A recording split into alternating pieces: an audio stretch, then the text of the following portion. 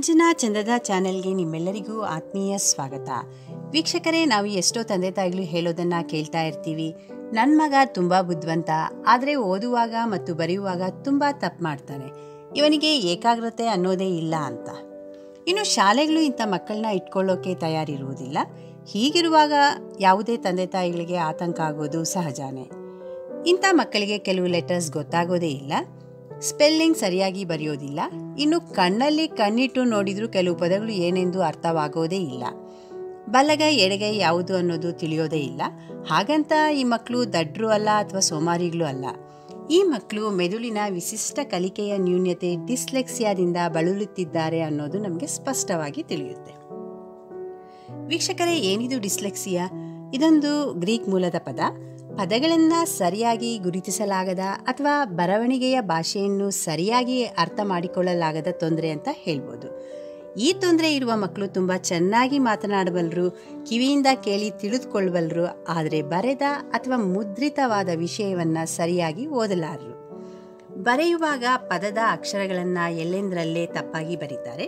ಉದಾಹರಣೆಗೆ ಹೇಳಬೇಕಂದ್ರೆ ಪ್ಲಾನೆಟ್ ಅನ್ನು ಪ್ಲಾಂಟ್ ಎಂದು ಬರೆಯುವುದು, ನೆಟ್ ಅನ್ನು 10 ಎಂದು ಓದುವುದು. ಮತ್ತು ಈ ಮಕ್ಕಳಿಗೆ ಗಣಿತ ತುಂಬ ಕಷ್ಟ. 4 ದೊಡ್ಡದೋ 6 ದೊಡ್ಡದೋ ಅವರಿಗೆ ಗೊತ್ತಾಗೋದೇ ಇಲ್ಲ. 61 16 ಅಂತಾರೆ, 96 69 ಎಂತಾರೆ. ಗಡಿಯಾರ ನೋಡಿ ಗಂಟೆ ಎಷ್ಟು ಎಂದು ಹೇಳಲಾರರು. ತಮ್ಮ ಶೂಸ್ನ ಲೇಸ್ ಕಟ್ಟಲು ಮತ್ತೆ ಗಂಟು ಹಾಕಲು ಬರೋದೇ ಇಲ್ಲ. ಇನ್ನು ಡಿಸ್ಲೆಕ್ಸಿಯಾ ಬರಲು ಇಂತಹದೇ ಕಾರಣ ಅಂತ ಹೇಳೋಕ್ಕಾಗಲ್ಲ. ಇದು ಆನುವಂಶಿಕವಾಗಿ ಬರಬಹುದು ಮತ್ತು ಮಗುವಿಗೆ ಮೊದಲು 3 ವರ್ಷಗಳಲ್ಲಿ ಹಲವು ಕಾಯಿಲೆಗಳು, ಪೆಟ್ಟು, ಹೆರಿಗೆ ಸಮಸ್ಯೆಗಳಿಂದ ಮಗುವಿನ ಮೆದುಳಿಗೆ ಪೆಟ್ಟಾಗಿ ಅದು ಡಿಸ್ಲೆಕ್ಸಿಯಾ ನ್ಯೂನತೆಗೆ ತುತ್ತಾಗಬಹುದು. ಸಾಮಾನ್ಯವಾಗಿ ಭಾಷೆಯನ್ನು ಕಲಿಯುವ ಸಾಮರ್ಥ್ಯ ಎಡಮೆದುಳಿಗೆ ಸಂಬಂಧಿಸಿದ್ದು. ಎಡಭಾಗದಲ್ಲಿ ದೊಡ್ಡ ಭಾಷಾ ಕ್ಷೇತ್ರವಿದ್ದು ಬಲ ಮೆದುಳಿನಲ್ಲಿ ಚಿಕ್ಕ ಭಾಷಾ ಕ್ಷೇತ್ರವಿರುತ್ತದೆ. ಆದರೆ ಡಿಸ್ಲೆಕ್ಸಿಯಾ ಮಕ್ಕಳಲ್ಲಿ ಭಾಷಾ ಕ್ಷೇತ್ರ ಎಡ ಮತ್ತು ಬಲ ಮೆದುಳಿನಲ್ಲಿ ಸಮಾನವಾಗಿ ಹಂಚಿಕೆಯಾಗಿರೋದ್ರಿಂದ ಇದು ಗೊಂದಲಕ್ಕೆ ಕಾರಣ. PQBD ಅಕ್ಷರಗಳು ರೂಪ ಒಂದೇ ರೀತಿ ಕಾಣೋದ್ರಿಂದ ಯಾವುದು ಏನು ಎಂದು ಮೆದುಳಿಗೆ ಗೊತ್ತಾಗೋದೇ ಇಲ್ಲ. 25% ಡಿಸ್ಲೆಕ್ಸಿಯಾ ಮಕ್ಕಳು ಎಡಗೈಯನ್ನು ಉಪಯೋಗಿಸ್ತಾರೆ. ಈ ಮಕ್ಕಳನ್ನು ಬಲಗೈಯಲ್ಲಿ ಬರೀಬೇಕು ಅಂತ ತಂದೆ ತಾಯಿಗಳು, ಶಿಕ್ಷಕರು ಒತ್ತಾಯ ಮಾಡಿದಾಗ ಈ ಸಮಸ್ಯೆ ಮತ್ತಷ್ಟು ಜಾಸ್ತಿ ಆಗ್ತದೆ. 60% ಮಂದಿಗೆ ಮಾತು ನಡೆಯುವುದು, ಕಲಿಯುವುದು ತಡವಾಗಿಯೇ. ಡಿಸ್ಲೆಕ್ಸಿಯಾ ಮಕ್ಕಳು ಸಮಸ್ಯೆಗೆ ಪರಿಹಾರವೇನು ಎಂದರೆ, ಮೊದಲು ಇಂತಹ ಮಕ್ಕಳನ್ನು ಆದಷ್ಟು ಬೇಗ ಗುರುತಿಸಿ ವಿಶೇಷ ಶಿಕ್ಷಣ ತಜ್ಞರ ಬಳಿ ಕರೆದುಕೊಂಡು ಹೋಗಿ ಅವರ ಸಲಹೆ ಪಡೆಯಬೇಕು. ಈ ಮಗುವನ್ನು ಬೈಯೋದು, ದಡ್ಡ, ಸೋಮಾರಿ ಅಂತ ಹೇಳೋದು ಮಾಡಬೇಡಿ.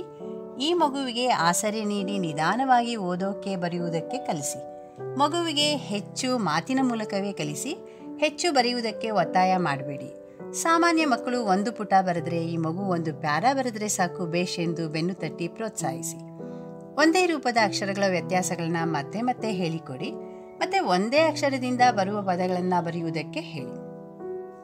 ಬಹುತೇಕ ಡಿಸ್ಲೆಕ್ಸಿಯಾ ಮಕ್ಕಳು ಮಾಮೂಲು ಶಾಲೆಯಲ್ಲಿ ಇತರ ಮಕ್ಕಳೊಂದಿಗೆ ಬೆರೆತು ವಿದ್ಯಾಭ್ಯಾಸ ಮಾಡುವುದೇ ಒಳ್ಳೆಯದು. ಇನ್ನು ನಿಮಗೆ ಗೊತ್ತಾ ವೀಕ್ಷಕರೇ, ವಿಜ್ಞಾನಿಗಳಲ್ಲಿ ಧ್ರುವತಾರೆ ಆಲ್ಬರ್ಟ್ ಐನ್ಸ್ಟೀನ್, ಮತ್ತೊಬ್ಬ ವಿಜ್ಞಾನಿ ಥಾಮಸ್ ಆಲ್ವಾ ಎಡಿಸನ್, ಪ್ರಖ್ಯಾತ ಕಲಾವಿದ ಶಿಲ್ಪಿ ಲಿಯಾನಾರ್ಡೋ ವಿಂಚಿ, ಬ್ರಿಟಿಷ್ ಪ್ರಧಾನಿ ವಿನ್ಸ್ಟನ್ ಚರ್ಚಿಲ್ ಎಲ್ಲರೂ ಡಿಸ್ಲೆಕ್ಸಿಯಾ ಪೀಡಿತರೆ.